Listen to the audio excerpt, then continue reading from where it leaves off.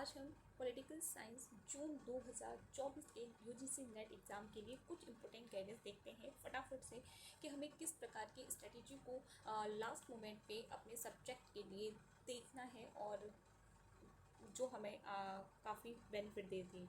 ठीक है, तो फर्स्ट हमें क्या करता है, रीड द सिलेबस। जी हाँ, रीड द सिलेबस थरोली। हमें 10 यूनिट्स दी जाती हैं। 10 यूनिट्स में से हमें कितना देखा है, मोस्ट प्रोबेबली 10 यूनिट्स हर किसी के लिए अलग अलग रूप से मैटर करती हैं कि किसी को कोई सी यूनिट अच्छी लगती है, कि किसी को पॉलिटिकल थ्योरी और थिंकर्स बहुत पसंद आते हैं, तो किसी को आईजीपी वाला सेक्शन काफ़ी अच्छा सा लगता है, आईआर काफ़ी पसंद है। तो आप अपनी अकॉर्डिंग उसको देखिए, लेकिन आपको 10 की 10 यूनिट्स आपके पता होनी चाहिए कि हाँ इस यूनिट में ये सब टॉपिक आपको दिया गया है। ठीक है, तो उस चीज़ को बिल्कुल अच्छे से करके जाइएगा।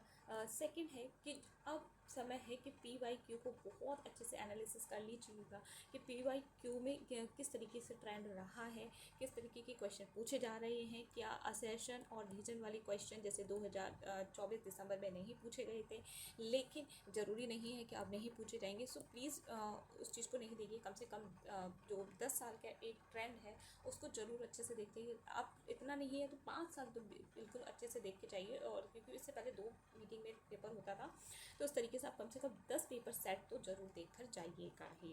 ठीक है, तो PYQ और इनको अच्छे से देख के जाइए और एक ट्रेंड पता चल ही जाता है इनसे।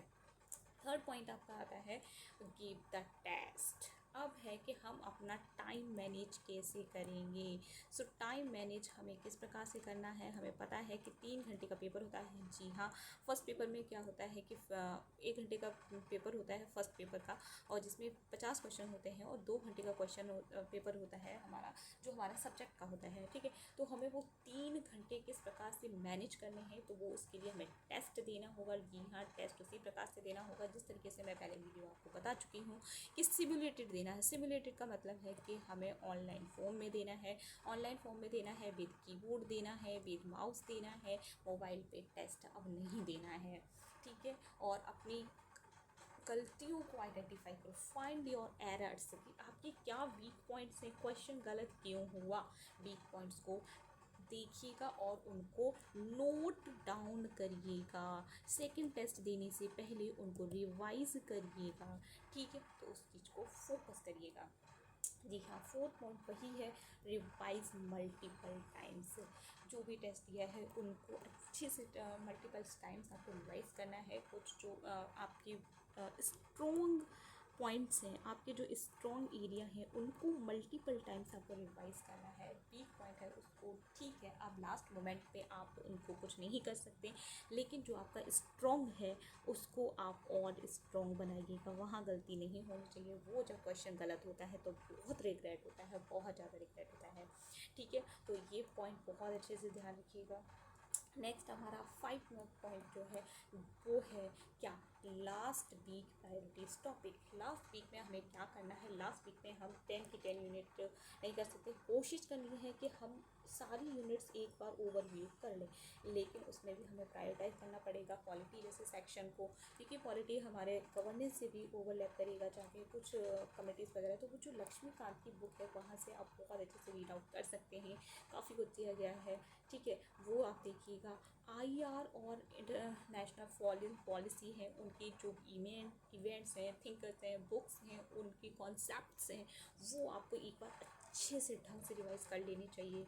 ठीक है, जो थिंकर्स हैं एक बार उनकी आइडियोलॉजी को पकड़ लेना चाहिए, ताकि उनकी आइडियोलॉजी से कोई किसी के बारे में पूछा जाता है तो आपको पता होना चाहिए कि उपयोगितावादी किस प्रकार से काम बात केयर करते हैं।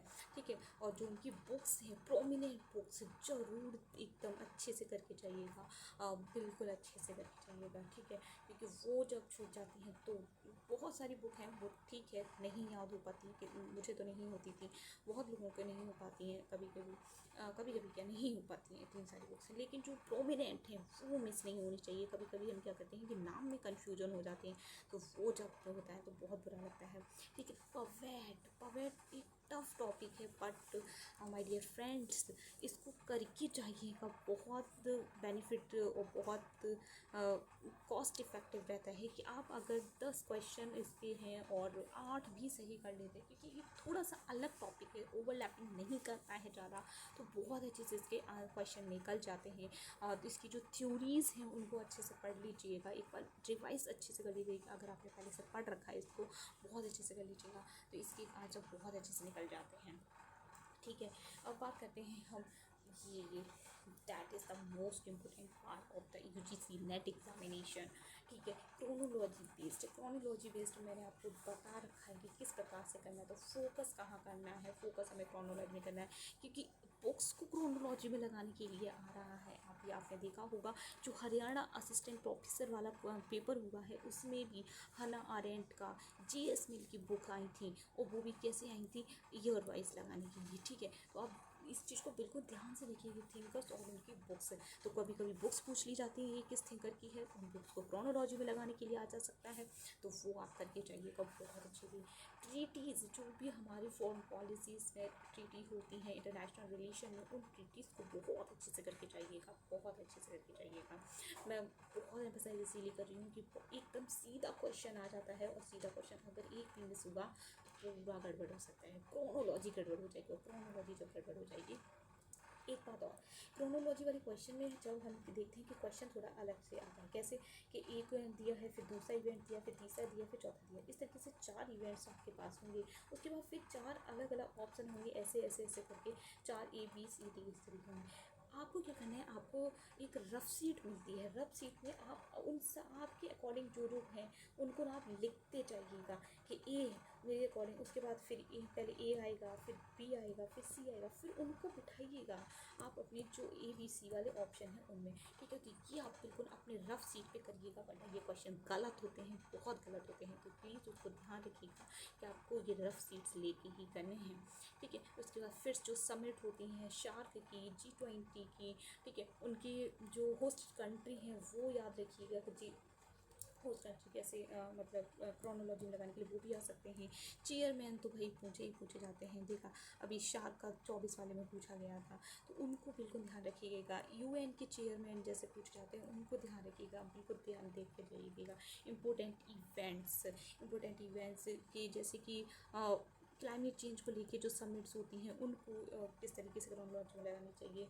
ठीक है, कुछ जो अंतर्राष्ट्रीय परिदृश्य में और भी चीज़ें हुई हैं तो उनको ध्यान रखिएगा। संविधान से रिलेटेड कुछ इवेंट्स पूछे जा सकते हैं कि इस तरीके से रिलेटेड हैं, तो उनको ध्यान रखना है।